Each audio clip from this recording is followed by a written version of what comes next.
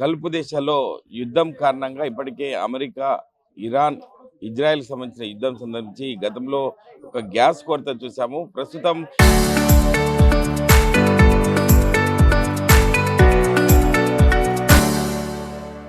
Petrol, diesel దొరకడం లేదంటూ ప్రధానంగా బంకుల వద్ద పడిగాపులు కాసిన పరిస్థితి. ఎందుకంటే మనం చూడొచ్చు విజువల్స్‌లో పెట్రోల్ కోసం, డీజిల్ కోసం అన్ని బంకులు కూడా ఉమ్మడి మెదక్ జిల్లా వ్యాప్తంగా పెట్రోల్ కోసం బారులు తీరుతున్నారు. ఎందుకంటే రేపు నాకు పెట్రోల్ దొరుకుతుందో లేదో అన్న ఉద్దేశం కొద్దీ ప్రతి ఒక్క వినియోగదారుడు కూడా ఇప్పుడే తన పెట్రోల్, డీజిల్ పోసుకోవడానికి ముందుకొస్తున్న పరిస్థితిని మనం చూడొచ్చు.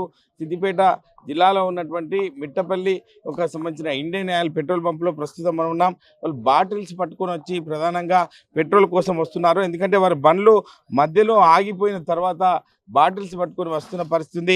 దీనికి సంబంధించి ప్రధానంగా వాళ్ళ యొక్క ఫిల్ చేసుకోవడానికి ప్రతి ఒక్క వినియోగదారుడు కూడా ఒక పెట్రోల్ బంకుల వద్ద బారులు తీరుతున్నారు. ఎందుకంటే రేపు పెట్రోల్, డీజిల్ దొరుకుతుందో లేదన్న ఉద్దేశం కొద్దీ వస్తున్న పరిస్థితి ఉంది.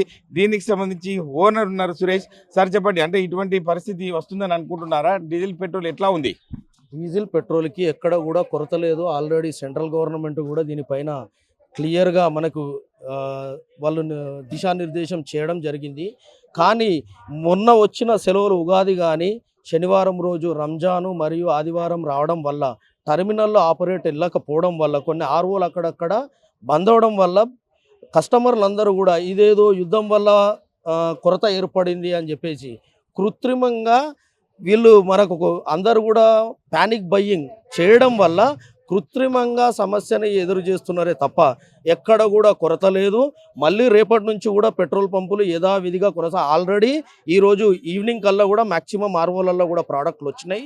పెట్రోల్, డీజిల్ అందరికీ కూడా అందుబాటులో ఉన్నాయి.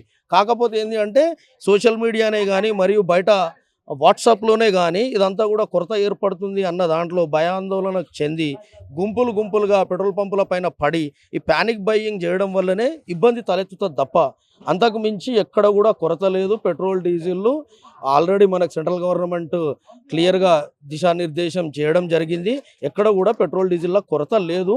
అక్కడక్కడ మటుకు లోడ్లు వెళ్ళడంలో కొద్దిగా జాప్యం జరుగుతుంది తప్ప కొరత లేదు. 1 అవర్ అటు ఇటు ఆల్మోస్ట్ ఆల్ ఆర్ఓలలో పెట్రోల్, డీజిల్ ఉంటున్నాయి, ప్రాబ్లం లేదు.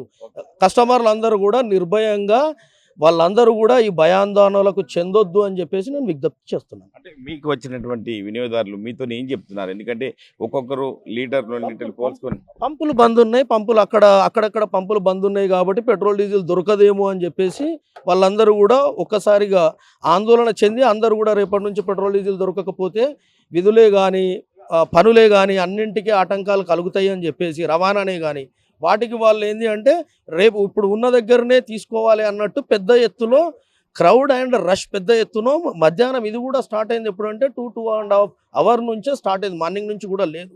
2:30 నుంచి ఇది ఉద్రిక్తంగా చాలా ఎక్కడెక్కడ నుంచి ఇంత జనాలను నేను ఇప్పటివరకు కూడా ఇంత మీద పడడం, ఇంత జనాలను ఇప్పటివరకు కూడా నేను చూడలేదు. ఇది పరిస్థితి.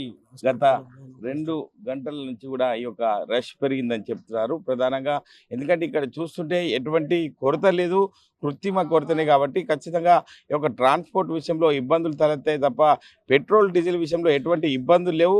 వినియోగదారులు కూడా ఎవరు అధైర్యపడకుండా ఖచ్చితంగా ప్రతిరోజు ఈ యొక్క పెట్రోల్, డీజిల్ మేము అందించడానికి సిద్ధంగా ఉన్నామని చెప్పి సంబంధించిన యజమాని సురేష్ చెప్తున్న పరిస్థితి. ఇప్పటికైనా బాటిల్స్ తీసుకొచ్చుకుంటూ ప్రతి ఒక్కరూ తన పెట్రోల్ అయిపోయిన తర్వాత బాటిల్లో తీసుకుపోయి తన ఫిల్ చేసుకోవడానికి వినియోగదారులు ముందుకు వస్తున్న పరిస్థితి. అంటే ఎవరు కూడా అధైర్యపడద్దు, ఖచ్చితంగా పెట్రోల్, డీజిల్ దొరుకుతుందని చెప్పి ప్రధానంగా ఈ యొక్క ఓనర్ సురేష్ చెప్తున్న పరిస్థితి ఉంది. కెమెరామెన్ నెల్లూరుతో మహేష్, RTV, సిద్దిపేట జిల్లా.